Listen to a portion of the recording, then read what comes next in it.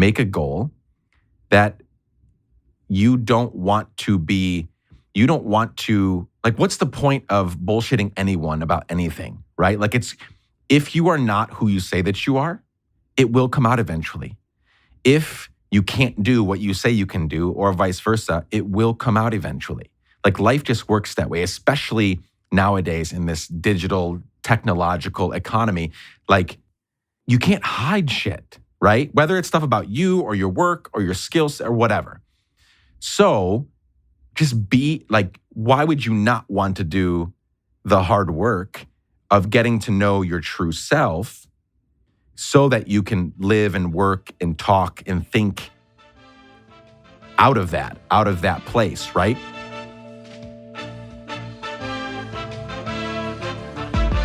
Hello, beautiful, creative people, and welcome to the Keep Creating podcast presented by Soundstripe, the podcast created by creators for creators. Every episode, we seek out successful creatives who dedicate their lives to pursuing a creative trade or career.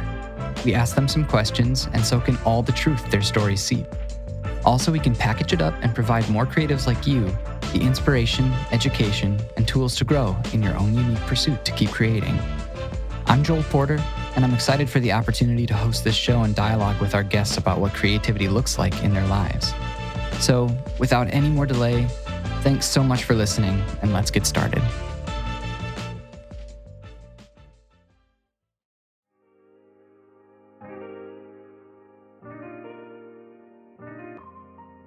Sun Tzu, a Chinese general, military strategist, philosopher, and writer who is traditionally credited as the author of the military strategy book, The Art of War, once said, "Can you imagine what I would do if I could do all I can?" Inevitably, at some point in our creative journeys, we end up facing a crossroad or a standstill or some kind of wall preventing us from continuing forward. During these moments, doubt, uncertainty, confusion, fear, perceptions of inexperience, and all sorts of other factors do everything they can to keep us still. But these are the moments that we need to do all we can to keep moving forward, so that when we do come to the end of a season and look back, we can do so without regret and take pride in all we've accomplished. And hopefully, transition into a new season knowing we were able to make the world around us a little more beautiful. My guest today is Nick LaParra. Nick, to put it simply, is a lot of things. He is a consultant, a podcaster and host of the Let's Give a Damn podcast, a creator, a speaker, a humanitarian, environmentalist, vegetarian, minimalist, and an aspiring mensch. Nick is always down for a cup of coffee and a cigar. He lives in Nashville with his wife Becky and their 3 children, Solus, Belle, and Roman. He is driven and chooses to be unafraid of failure, which, as you'll soon hear, is made evident by his mindset and demeanor in conversation. A quick disclaimer, Nick is real and uses some language that might catch your attention. But I promise, what Nick has to say will catch your attention in the best way. Take what he has to say in context. Nick's insight is incredible. That's all I've got. Nothing left to do now but to get right into it.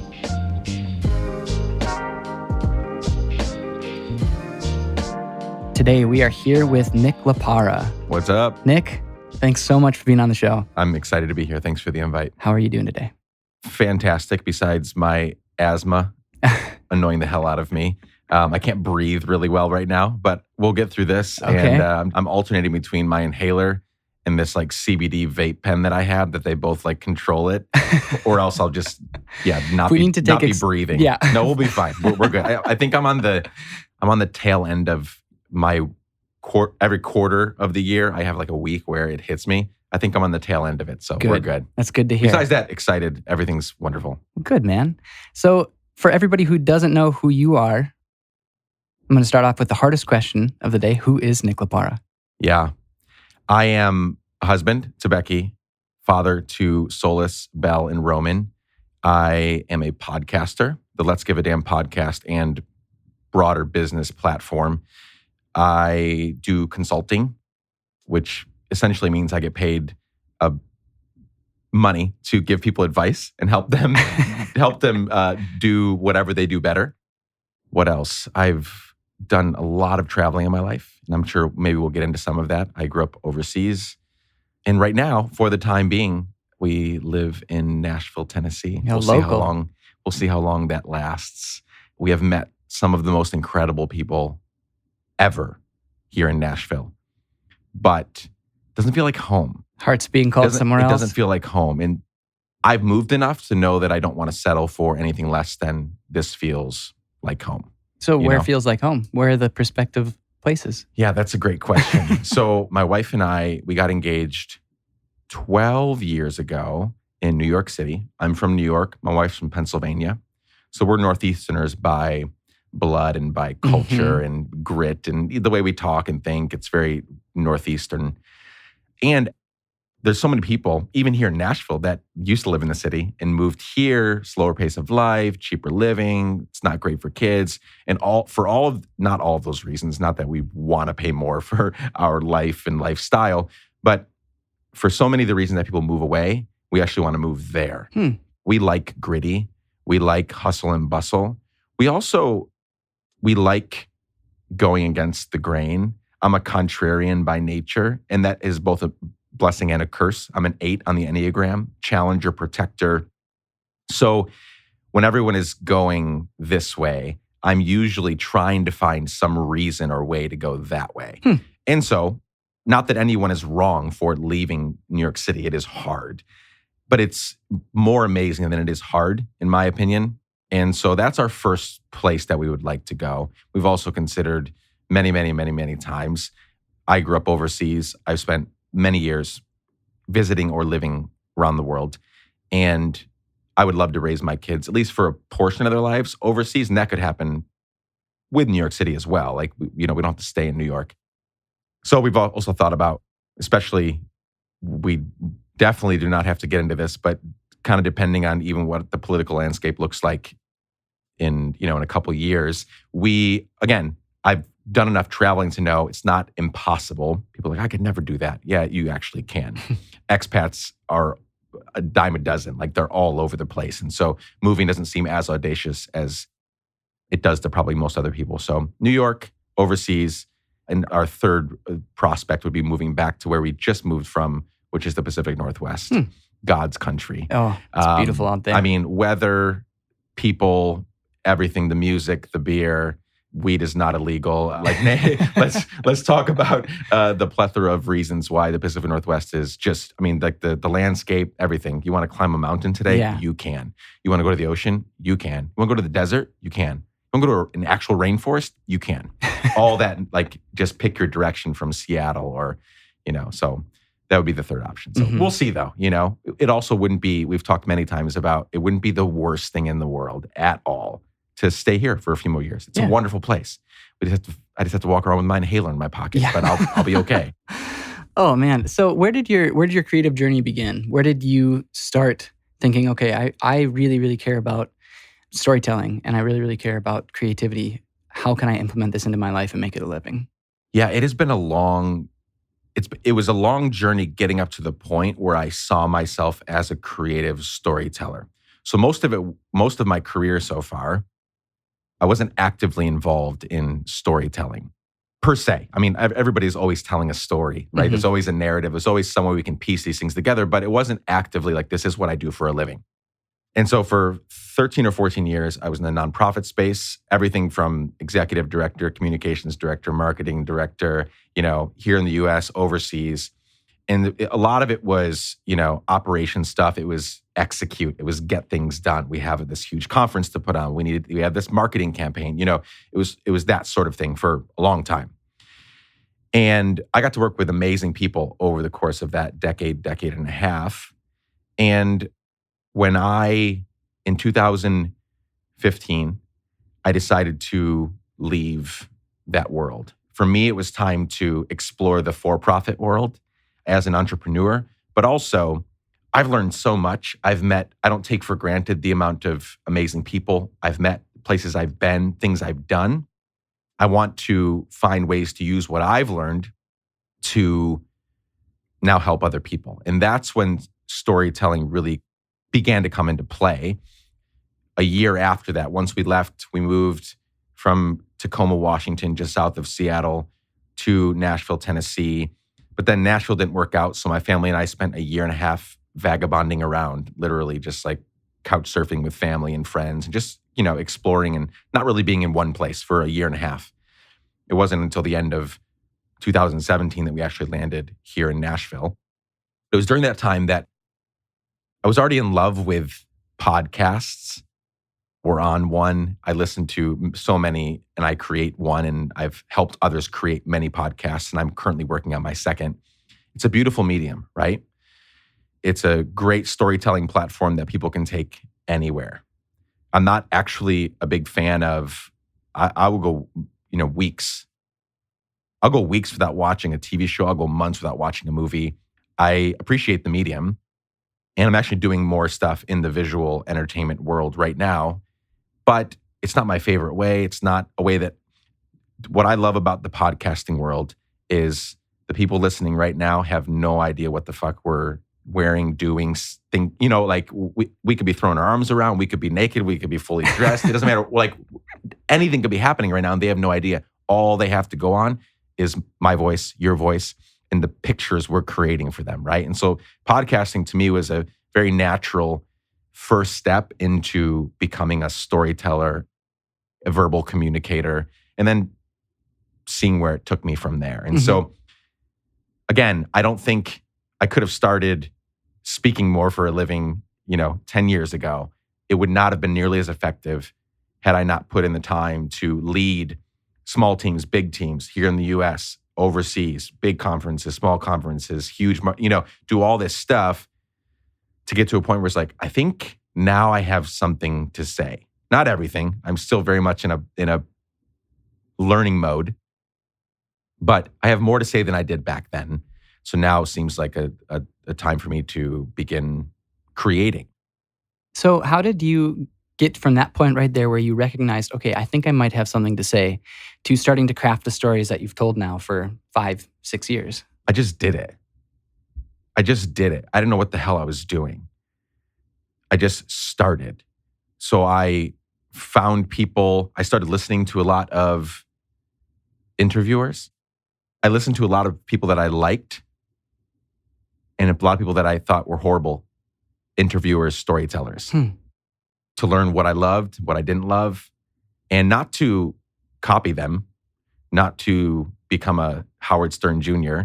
or a Larry King Jr., but to say, ooh, that works. Oh, that landed well. That's how you ask a question. That's not how you ask a question. Ooh, no, give him more space to answer. Give her more space to talk, those sorts of things. So I spent a lot of time doing that, writing notes, just really, I don't know, getting my own education, right? Really a free education on, becoming a storyteller, becoming an interviewer, communicating with people over a microphone. And I just did it. I really did. I didn't know, I had listened to a lot of podcasts, but I didn't know what to do. And so I hired a friend of mine that was an amazing audio producer, editor. He was amazing here in town, actually, Chad. He produces over 20 podcasts all over the place. And I just said, dude, I'm the talker. You're the editor. Let's do this thing. And so I hired him and we just started doing it. I did not know. I mean, I think back on the earlier episodes I did on my podcast. They were the people that listen to the show are very gracious, and they, talk. I mean, some of the earlier episodes are still some of the most listened to episodes. Wonderful guests that I still love and keep in touch with. But I thought they were rough, man. Like, I remember one time in particular, episode 10 of my podcast, which was 100 episodes ago, I interviewed Rainn Wilson, Dwight Schrute from The Office. One of my good friends was a business partner with him at Soul Pancake. And I had interviewed her, Golries, for episode 6, and she put me in touch with Rainn. Rainn very readily, which is amazing, agreed to be on my show, this like no-name dude from Nashville. So we went out to his house and, I'm at his house and we're hanging out, and I've been around enough like well-known people that I was, it wasn't like I was like freaking out, but I wanted everything to go well. And so we're chatting, we're getting ready for the show. The interview starts, I hit record. And literally after introducing him and getting into it, questions are beginning now. The very first question I asked him was stupid. Like, it was totally stupid. I wanted it to be funny. So at that moment, I was thinking, well, a lot of people listening are listening because it's Rainn Wilson, AKA Dwight Schrute. They're listening because they're fans of The Office or whatever. That's like, by and large, his more well-known role. So it was my play on a Office, thing.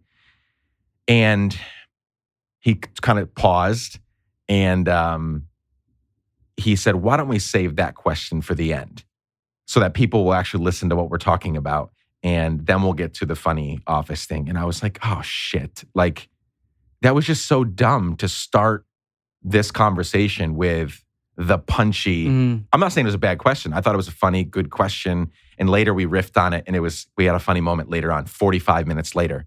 First question. I literally was like, let's start with this question. And then after, I was like, that was the dumbest thing ever. So anyway, I've had a lot of people patient with me as I've learned this. And to answer your question, I've gone off on a little bit of a bunny trail here, but just do it. I just did it. I didn't wait for permission. That's something that's been a part of my DNA all my life. And it's gotten me in a hell of a lot of trouble. And it's also helped me get some pretty incredible wins and things that I'm very blessed by and excited about. It's just, I don't need anyone's permission to do 99% of the things that I've done. And most people think that they do. Yeah. Most people are waiting for someone to come up and say, hey, Joel, you can do this now. And that's not going to fucking happen. Like, it just is not. You want to create something, you do it. And so I did it. And there were some mess ups early on. And I love that I've been able to mess up publicly for a few years now. And for me to get feedback from trusted people that do listen to I don't, in a fantasy world, everyone that listens to the show is listening to every episode. That doesn't happen. But I've had some faithful people that have listened regularly, and they're including my wife, who's amazing. She's my biggest cheerleader, giving me feedback and like helping me get better and better and better and better. So yeah, I just did it.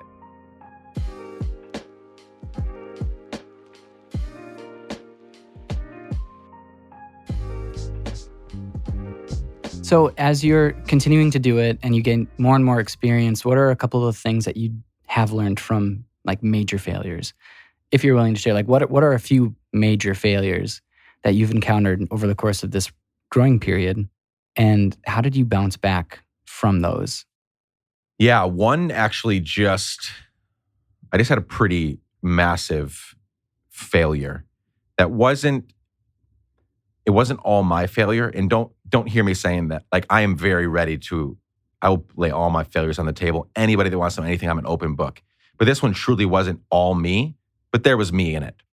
I recently had a business partner in another company of mine that over the course of about a month earlier this year, it became very apparent that this person whom I trusted entirely, to cut to the chase, was full of shit. I started to find lies all over the place in text messages, in emails, over the phone. And long story short, this business venture that I ended up exiting in a month later cost me a lot of money, cost me 6 figures and 7 months of my time. A lot of time. 7 months is a lot of time when you are, working almost entirely on delayed gratification. I was not getting paid during this time. He was not getting paid. I was not getting paid during this time. So not only money that I lost, but 7 months of my time, calculate that, whatever that's worth. That's a lot of money and time and energy. And the failure was 2 things. The failures were, one is I did not entirely listen to that still small voice inside of me that said, there's something wrong here, Nick. Now, I did a tremendous amount of due diligence before I got in business with this guy. Everybody that I knew that was somehow connected to him, we had conversations. And there were a couple things that came up during that process that made me tilt my head a little bit, but nothing that was like, no, don't work with this guy. But there was this voice inside of me. it was so quiet because again, there were at the time last year, there were no blaring horns. There was nothing big saying, do not touch this guy with a 10-foot pole. It was a couple small things. But those couple small things coupled with that voice I should have listened. And I know that because I've listened to that voice before and it's always done right by me. That voice is there for a reason. And that voice isn't always, I think you have to work to fine tune that voice because you could listen to the wrong, it's not just one voice.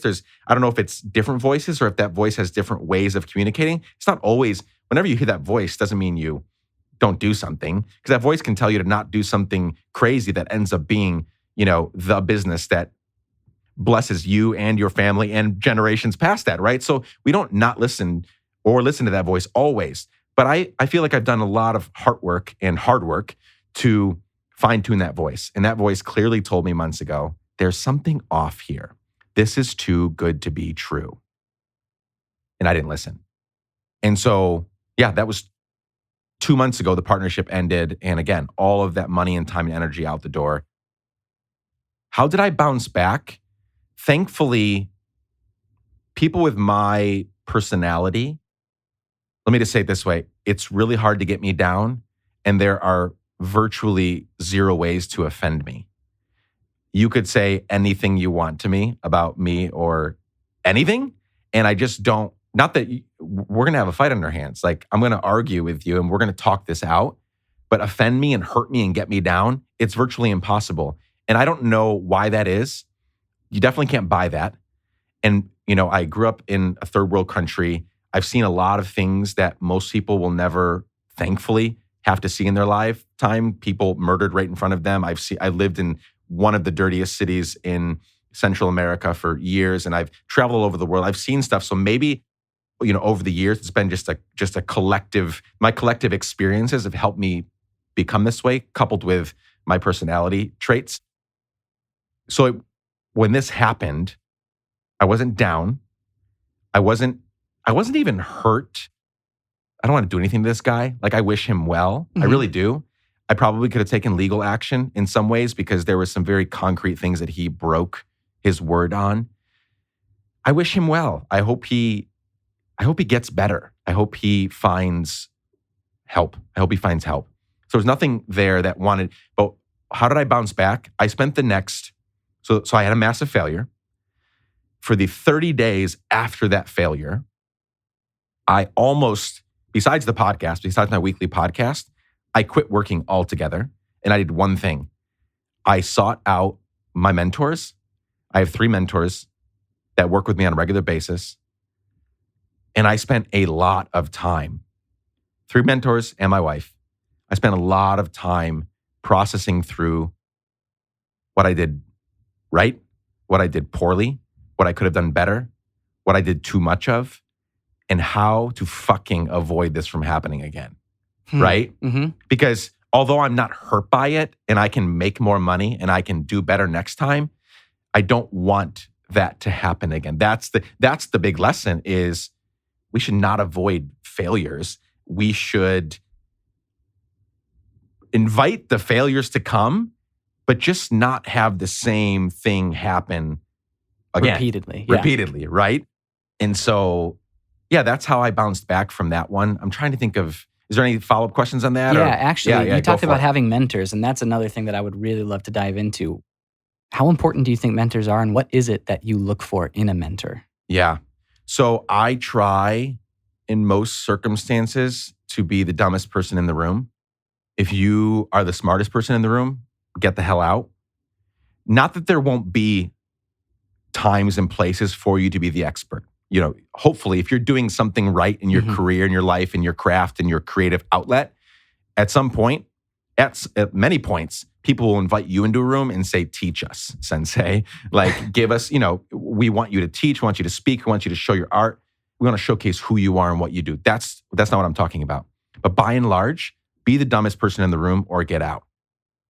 And so when I look for a mentor, I have to deploy a tremendous amount of self-awareness around what I'm good at, what I'm not good at, who I am, who I'm not. And then when I have a very clear vision of who I am and who I'm not and what I'm good and what I'm not good at, then I can pick my mentors. Because I don't necessarily want someone to mentor me that, well, first of all, I definitely don't want anyone that's going to be a yes man. Oh, yeah, you're doing great. This is awesome. Keep up the good work. I want someone that if we spend an hour together a month or 2 hours or 3 hours, 80% of that, I want them to be pushing back at everything I say, right? I don't want them agreeing with me. That's not the point. If I wanted someone to agree with me, I'd go hang out with my homies, have some beers, talk about my visions. I'm a pretty persuasive communicator. And so just like, then they'll be like, yeah, dude, that's awesome. That's amazing. What I want in a mentor is someone that by and large, 80, 90% of the time is going to say, really? Tell me what you mean by that. Why did you do that? What do you aim to accomplish with that? Do you have a good vision around why you're doing what you're doing? Is that person really good for you? Those sorts of questions. Because if I'm communicating what I plan to do and what I want to do, and all I get is that's cool.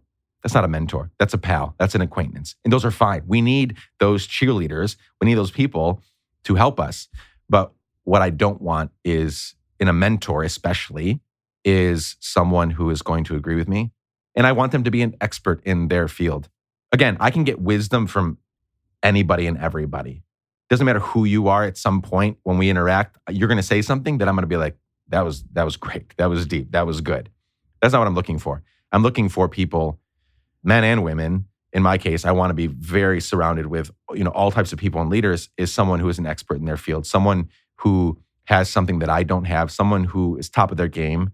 And I want to feel definitely like the dumbest person in the room when I get on the phone with them, get off the phone with them, pull up to our meeting, leave our meeting. Yeah.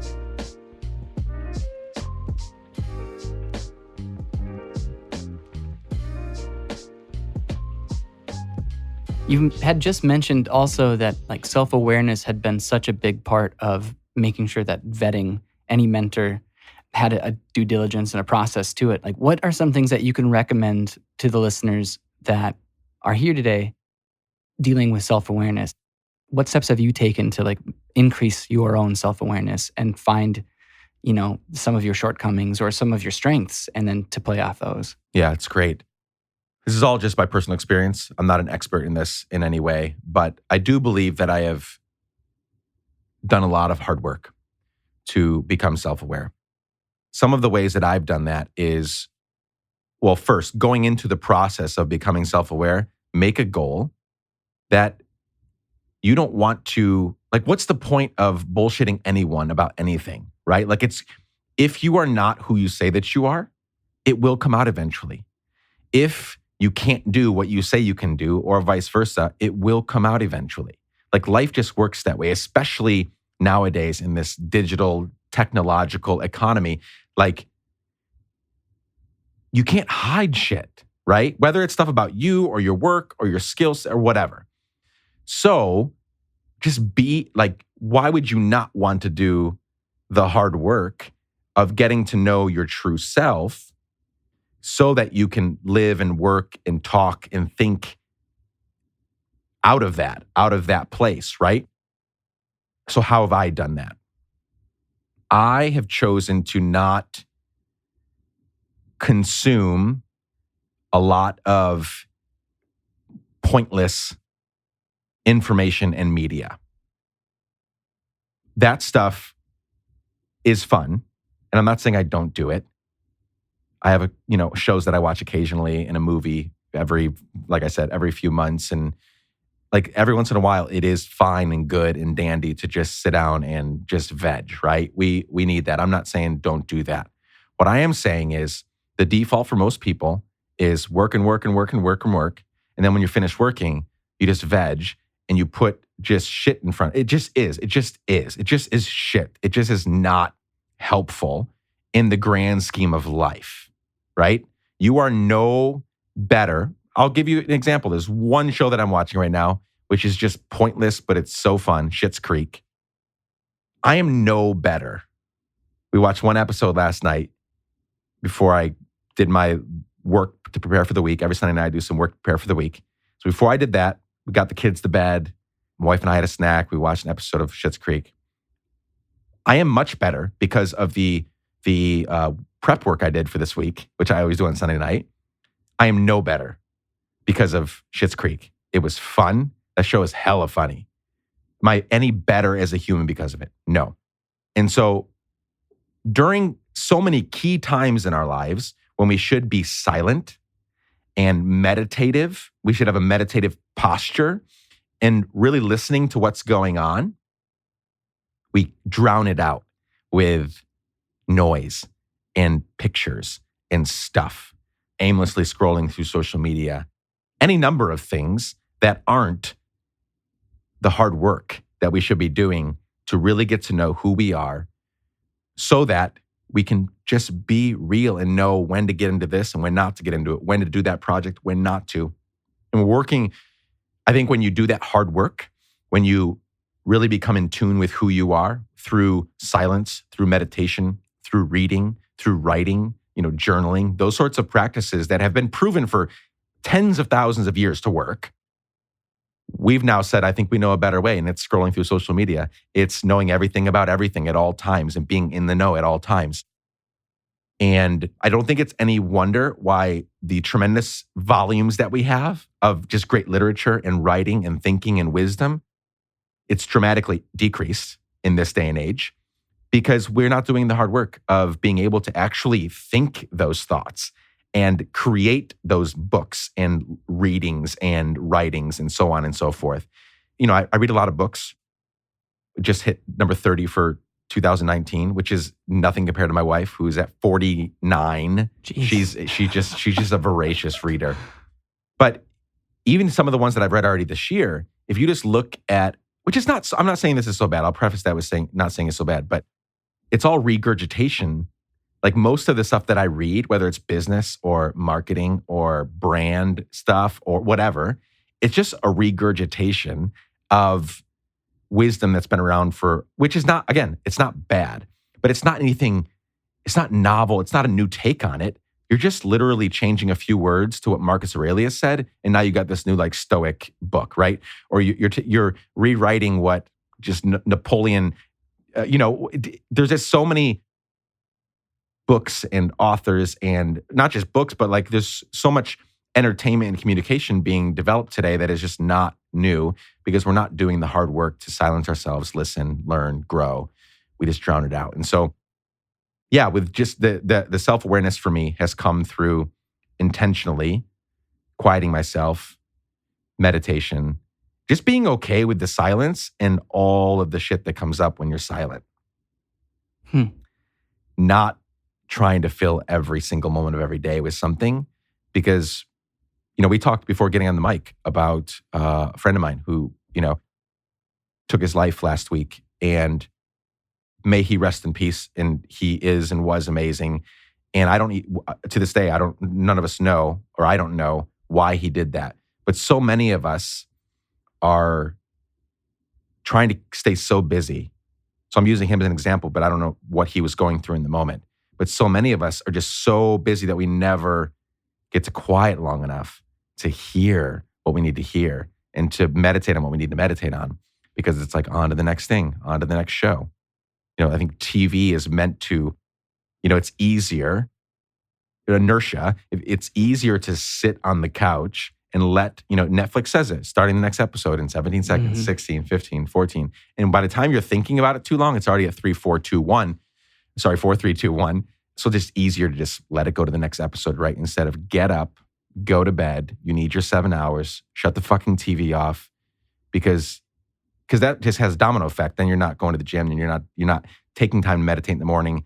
You're not getting that time before, in my case, before wife and kids get up, and then everything's just nuts, right? Yeah. Yeah. Hey everyone, I've got a couple things for you this week.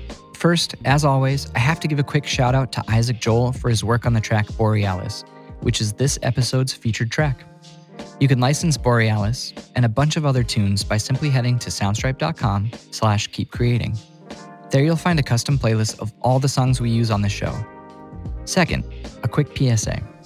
Today is the last day for you to enter to win a bunch of prizes, including a free year subscription to Soundstripe through our KCP giveaway contest. If you haven't entered yet, make sure to get your submission in before 11:59 p.m. Eastern Standard Time tonight, January 31st, to be officially included in the contest.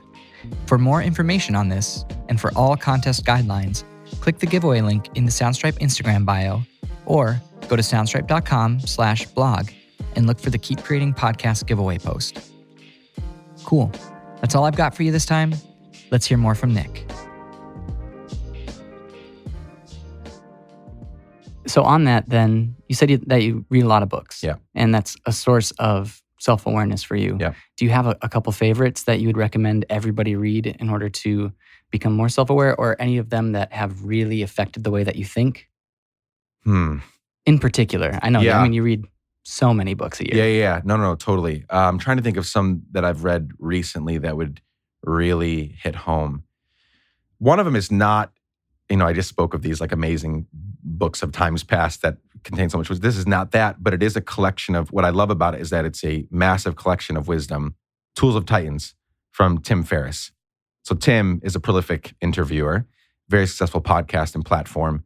And he, over the past couple of years, wrote 2 volumes, or put together 2 volumes. One, and the first one was Tools of Titans, where he took the creme de la creme, the best of the best of all these interviews that he did, and put it into one book. And it is, what I love about it is that there are no boring parts to it, because every 5 pages, it's a new interview, a new interviewee. And, it's Mark Cuban this page, and then it's Arnold Schwarzenegger the next page, and then it's this amazing athlete, 14-time Olympic gold medalist the next page. And it's just all these accomplished, amazing people. And by the time you finish reading Tools of Titans, by the time I finished reading Tools of Titans, I realized 2 things. One, there's no reason to not do anything that I want to do. No reason. Zero. None. Because there's people in there without limbs, without, can't speak, there's so many amazing people in this book that all, some of them have tremendous things going against them in life, and they still did it. So one is that there's no excuse. And, Jude, 2 just left my head. 2, I'm trying to think of it right now. Atomic Habits. There it is, right there. James Clear, yeah. Yeah, Atomic Habits, the subtitle, Tiny Changes, Remarkable Results. It really is a phenomenal book. And changing habits in our lives, if you think about some addiction that you have, or some like extreme habit that you deploy over and over and over again, this book, Atomic Habits, is super helpful, because it helps us see, it doesn't communicate in any way that it's no work at all, but it does help you see how little work it can take to see tremendous changes in your life, right? And that is so empowering, because we feel so crippled by these things, whether it's a productivity habit that we have that's like every time we finish a task, we go back onto social media, or something in our lives, we're eating poorly, we're thinking poorly, we're living poorly, whatever it is, we think, man, I can't change that. It's just so hard. I've tried and tried and tried again. Atomic Habits crushes any excuse you have, and really gives us great handles for like, oh, I can do this, like soon, like now, let's do it. Yeah. Are there any daily habits that you have implemented, or weekly habits, or things that you do on a pretty consistent schedule that have set you up for creative and personal success? Yeah. So eating, one of the best things that ever happened to us was becoming vegetarian. And we're inching closer to becoming vegan. It's hard with kids. We have 3 kids, and whether it's inviting people over, or going out to eat, or going to people's homes, and we're like, hey, it's just easier to provide food or go eat food that's vegetarian versus vegan. But that's another excuse, because it is possible. So better eating. I'm an intermittent faster, and there's obviously a lot of people that like shit on intermittent fasting. It's not healthy. It's not right. You're not actually doing what you think you're doing. I find it super helpful. So I don't eat from 9 p.m. till 1 p.m. every day. And every few months, I'll take a break for a couple weeks and go back to like normal eating. Not normal, but like eating whenever I need to or want to. And then I go back to only eating for 8 hours a day. That does a few different things. It gives me more time. I value eating. I value eating with people. I think community around the table is one of the best things that God ever gave us, right? But eating alone is not healthy or beneficial in any way. And because I get up early, I would usually eat breakfast alone anyway, or that snack at night, I would usually eat alone, right? And so kind of taking that away has really, really helped me in so many ways. I also exercise. So the first thing I do in the morning is I get out of bed, I chug as much water as I can. Usually it's 16 to 20 ounces, just like fill up the biggest thing I can and just chug it until I can't anymore. Then I'm wide awake, go to the gym, and I'm back at home by 6:30, get up at 5, do all that, go to the gym. I'm back at home still before my kids or wife are up. So I already feel like mentally, that does a tremendous amount of good for me. To already be an hour and a half into the day, having worked out, having seen, one of my favorite reasons to go to the gym is to see other people working out. So it's also the reason I don't work out at home. I tried it, not helpful for me. My wife works out at home every day and she's amazing and she does it. But like when I go into that gym and I see people just crushing it I went once, there was one night I couldn't sleep. My son got up and woke me up like 2 something in the morning. He'd woke me up at 12 and then 1 and then 2. And then he finally went to sleep, little things like my leg hurts or whatever, I need water. So I'm laying in bed from 2:30 to 3:30, can't get back to sleep. So at 3:30 I get up and I'm going to start my day now. Like I'm just laying in bed. So I go to the gym at 3:40 in the morning, Planet Fitness, 24 hours. And I go in there at 3:40, 3:45, and there are already a ton of people at the gym. Now, again, I don't know what shift they work. I don't know what their circumstances are. We're all there for different reasons. But that gave me such a boost of energy. And what was so amazing is that everyone except for one person, there's like a dozen people in there at 4:00 in the morning. Everyone except for one person, they were large. They were obese. And that was amazing to me to see these people, like they're wanting to do better for themselves, for their families, for their careers, for their life. 4:00 in the morning, before work, they're in there crushing it, burning calories when everybody else is still maybe 2 hours ago just finished drinking or whatever, or finished that movie or finished the 10 episodes of something because they didn't get off the couch. And so working out, intermittent fasting, planning on Sunday nights before Monday rolls around, so many, besides mentors, surrounding myself, Jim Rohn's, you're the five people you hang out with the most, right? That is so tremendously true. Think about the people that you're hanging out with on a regular basis, not the people you see here and there. The people that you crave being around, the people that you are around multiple times a week, not coworkers necessarily. These are people that like you have a choice to be around. And I guess even coworkers, you have a choice to be around them. You can go get a different job. So the people that you're around the most are who you're going to become. They are who you are becoming. If they are negative, you're going to be a negative person. If they are dreamers, you're going to dream. If they are executors, you're going to execute. If they're creators, you're going to end up creating. Jim Rohn's been around for a while. That quote's been around for a while, so I'm not going to explain it. You guys are amazing and smart. But that is so true. I've always cared deeply for people and loved to help people and serve people. Again, I spent 14 years in the nonprofit space, really wanting to help people. In the past few years of my life, I've misinterpreted the desire to help people with keeping some very negative people in my life that have dragged me down. That doesn't mean that I don't want to or can't or won't serve certain people that need my help. But there's 3 or 4 people that I can think of in the last couple years that I've kept in my ecosystem. They're dragging me down. They are negative. They are needy, needlessly needy, like just overly needy. They always take and don't give. And these are people that I've kept in because it's like, oh, I need to help them. They look at this thing that happened to them. Look how much they need my help, blah, blah, blah, blah, blah. And I've recently begun letting them go. And I don't think that makes me any less. I don't think that makes me or anyone that's listening less. Probably some people that are listening have that, where they're being held back in life by a mom, by a dad, by a cousin, by a coworker, by a stranger that you happen to meet, by a whatever. You're being held back. And they don't have your best interest in mind. They have their best interest in mind. And you have a dream, a vision, you have goals that you want to accomplish, and you actually have the skills and the talents and the wherewithal to do it, and you're being held back. And I've just recently cut one more person loose that they told me all the time, I love you, I appreciate you, you're amazing, like blah, blah, blah. But then I started to notice a pattern. You come to me when you need something. You only come to me when you need something. You never ask how I'm doing. You never check in with me. You only take. The best thing I can do for you is to let you go. You obviously need to learn a few things in life. I've tried, and here we go. And now I'm free. I have one more compartment, one more shelving unit in my mind that is freed up. Now I can do stuff with that space instead of it being held by this sucker.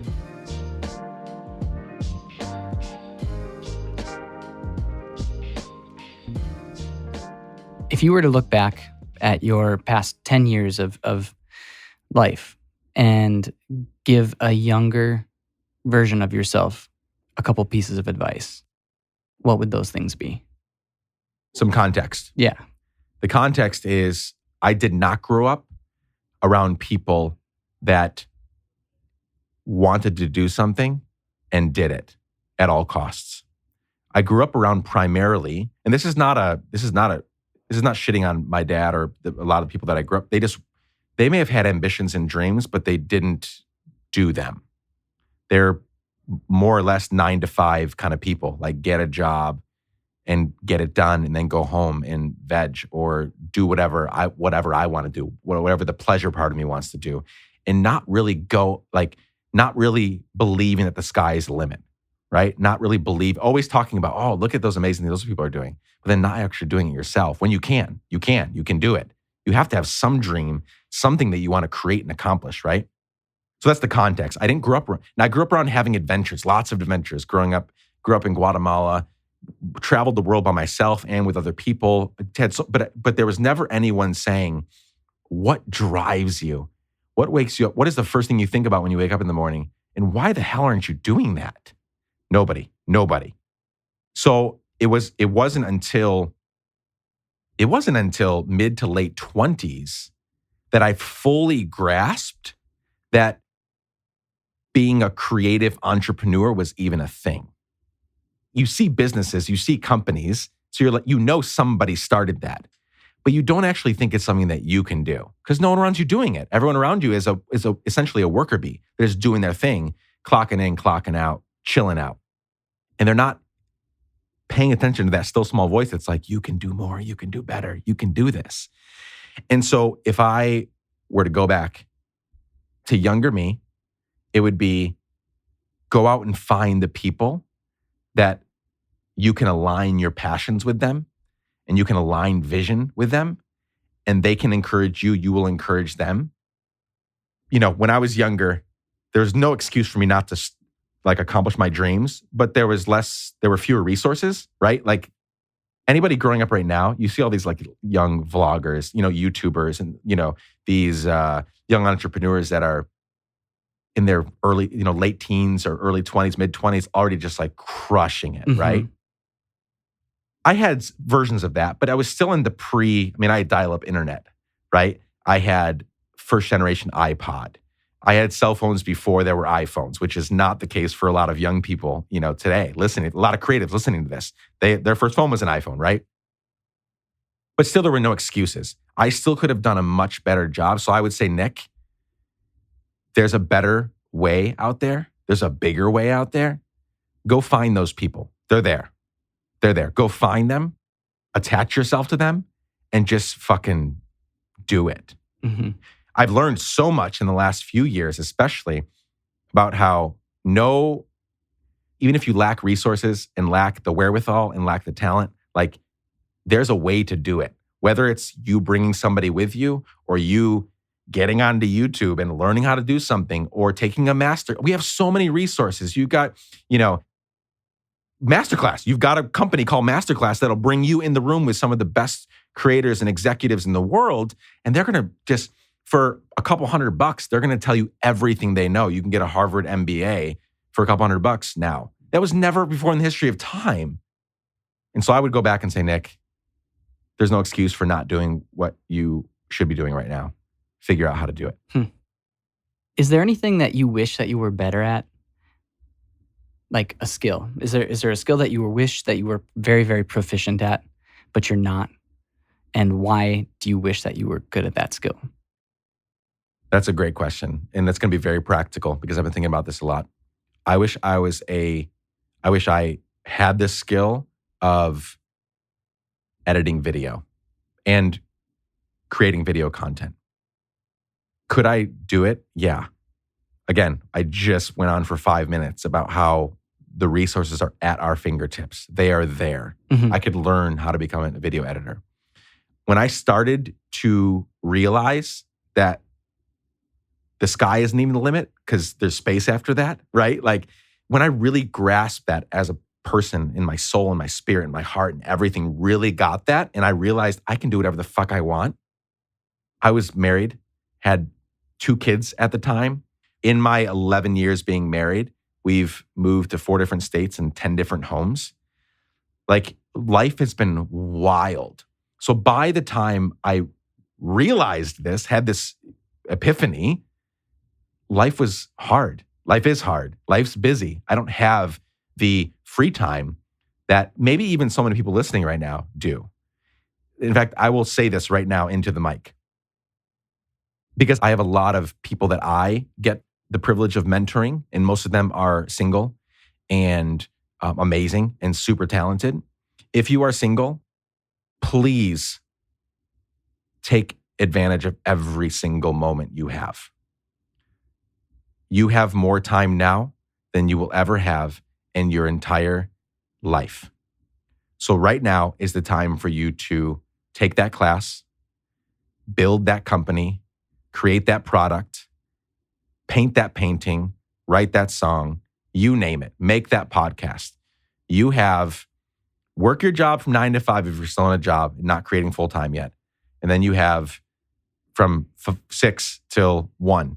Like this is the time for you to run yourself ragged so that you can, if you do find that partner, if you want to find that partner and you do have kids, whatever life looks like as you get older, you have a much better platform to create from. I spent 14 years working not amazing paid jobs all over the place, living a pretty crazy life. And we could talk for hours, Joel, about the amazing experiences I've had that probably no one on this audience has ever had because it's been very unique and very awesome. But so the reason, going back to the videography, I've done podcasting now. I've had 2 TV production companies hit me up about making a show with them. And I'm currently talking with another company in New York that wants to do some investigative journalism stuff with me. Super excited about that. But it's so slow. Everything's slow. Everything's like I want to think that all that's going to happen next week. And it's like, no, we're months in the making just to have conversations about this, that, and the other. Everybody's busy. Everybody's got their shit going on, right? And I've been this is where I've fallen short, and I'm confessing right now in front of you, in front of everybody. I have made so many excuses for not starting an actual YouTube channel where I can tell stories and communicate. And, I get questions all the time. Hey, I think that'd be helpful for a bigger audience. Let me share my answer for that. Not like it's anything groundbreaking or amazing, but I do have, like, my perspective, I think is valuable to a lot of people. And I will make any excuse at this point in my life to not figure out how to make video content now while I'm going after, because I'm not waiting for anything. Believe me, if you saw my inbox and my text conversation. But while I'm going after these other opportunities, I can make my own stuff. And I will also say that you know this because you're in the creative world. There are also some really influential people that pick up their fucking iPhone, they put on the reverse camera, and they speak into it. And that is content, right? That is content. So I'm doubly without excuse because if I could have a skill right now, because I like excellence and we all like excellence. And so I want to, if I'm going to put out a video answering questions or telling a story or doing a podcast interview, I want it to look amazing. But the reality is, even in the midst of us trying to get to the moon and, electric, tunnels under cities so that electric cars can drive, like all the amazing stuff that's happening, I can pick up a phone today and look into it and speak some words, share my perspective, share my story, and that's content that can go on my YouTube channel. So no excuses, right? Mm-hmm. But I would still like to learn how to shoot and edit video, Yeah, so that I can vlog and share my stuff in an excellent, well put together way. Well, I know that there are a lot of listeners who are very proficient at that. So if you do need any help, I'm sure anybody here, go ahead, hit up Nick LaParra At and Nick tell him. LaParra on Twitter. Let's do this.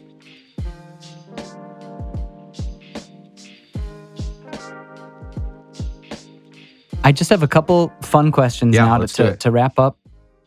Is there a parable or a children's tale that you relate with more than others, or is there a fictional character that you see a lot of yourself in? I have been told that I am the much older, much uglier Hermione Granger. My personality, like Hermione and I we're twinsies. Like the way that she is very, I mean, if you've seen the Harry Potter or read the Harry Potter books, like she is the challenger. Mm-hmm. She is the person that is in many cases too smart for her own good. She is the leader. We're just very much, she's the one speaking sense into the room and gets made fun of for it. I just described myself in that. So Hermione Granger is probably a more recent. Try to think if anybody else sticks out. But I would say Hermione Granger. That's a great answer. Yeah. Not what I expected at all. She's but- awesome. Oh, she is. She's incredible. Awesome. Whenever I watched, now I will confess something else. I love to read. I've already shared that. I cannot for the life of me, because I don't read a lot of fiction books. My wife reads a lot of fiction books. Our percentages are probably the same, but like reversed. She reads 5% nonfiction, 95% fiction. Yeah. I'm the other way around. But I have not, like years ago, I'm talking 8-9 years ago, she asked me to read the Harry Potter books. I've made it to book 4. And I've read hundreds of books since then, since she asked me to start. And I just cannot. I love the movies. They're great. But I know the books are better. I've read 4 of the books, Mm-hmm. and you learn so much more. And it's such a bad excuse. This is my wife. This is my partner in crime. And I just cannot finish them, and I need to. I feel like and my wife will attest to this, I'm in the exact same boat. I'm on book 2. Yeah. So I'm behind you. Yeah. But I've had the hardest time finishing them as well. I just don't enjoy, if I'm going to read fiction, it's going to be a classic. I've read all the classics. I mean, you name it, from everything from Tale of Two Cities, Pride and Prejudice, like any of the classics I've read, Mhm. loved them. Read them all when I was younger, read them since then. But a lot of this newer stuff, like I just can't. Maybe it's because I kind of came into my own skin reading-wise in this kind of new world, like grown up, and I started on a lot of those. Because I used to read, I mean, I went through a period in my life where I read a Hardy Boys book. I read one book every single night. Every night before I went to bed, I would read an entire Hardy Boys book. And then the next night I would do it, and then I'd go through all of them. Then I would read Nancy Drew, and then go back to Hardy Boys, then Boxcar Children. So I'm not like against stories. I love stories. I love Mhm. stories. But kind of in the last 8 or 9 years, since she asked me to do it, I probably would have read them, devoured them when I was young. In a few nights, I would have just knocked them out. But I don't know. I just can't. I need to get around to it, though. You need to. Need to. Maybe we'll keep in touch. Accountability partners. Because these Yeah. are our wives. Like, I know. we should do this for them. Oh. Maybe by their next birthday or Mother's Day, or I don't know, like something we could say, we did it. We did it. We did it. We read it. By 2020. By 2020. Maybe we there can you do go. that. Okay. All right, last question. What is a question that you wish I would have asked you? Well, you asked great questions. So thank you for that. You never know, like how I never know, where they're going to go. And those were great, very perceptive ones. I always love when people ask me about my upbringing, more about how I grew up and where I grew up, because it really does. I'm a pretty odd dude. A lot of people, I'm a pretty odd dude. I do a lot of things oddly and in a way that most people don't do them. And it's very shaped by where I grew up, my parents, what they did, what they didn't do. I have 11 siblings. Like, it's a wild tale. So I always like sharing that. So that's the one question that I would have. Is there anywhere that our listeners could go and hear about that or find out more information about you? Thank you for asking that. I would love for you to keep up with me I'm very active on all social media platforms, at Nick LaParra, and then also at Let's Give a Damn. that's where a lot of my work gets, played out in that arena, on that platform. I'm always sharing bits and pieces of my life. Because I just had a guy actually text me the other day, a close friend, and he said, you need to figure out, like, your early life is unlike anyone's I've ever heard. You need to find a way to, like, that's a podcast series, that's a book, it's a fucking movie. Like, I don't know. Like, it just, if I got into like the nitty gritty and the details, things I've done, things I've seen, I'm not trying to say that in like a braggy way. I didn't choose any of that. Like, life took me there. Mm-hmm. But it really it's pretty fascinating. And it really has shaped me to become just this like weird, audacious guy that isn't scared of anyone and that isn't scared of doing anything. Sometimes I do need to find a way to put that story out because it explains a lot about why I am. So I'll do it at some point. But thanks for, I'm sure people will get bits and pieces as they follow along. Well, that's great. Well, like Nick just said, please follow him on all socials. Go and listen to the Let's Give a Damn podcast and check out his website as well. Nick, thanks so much for being here with us Joel, today. This was awesome. Thank you for inviting me. This was so much fun.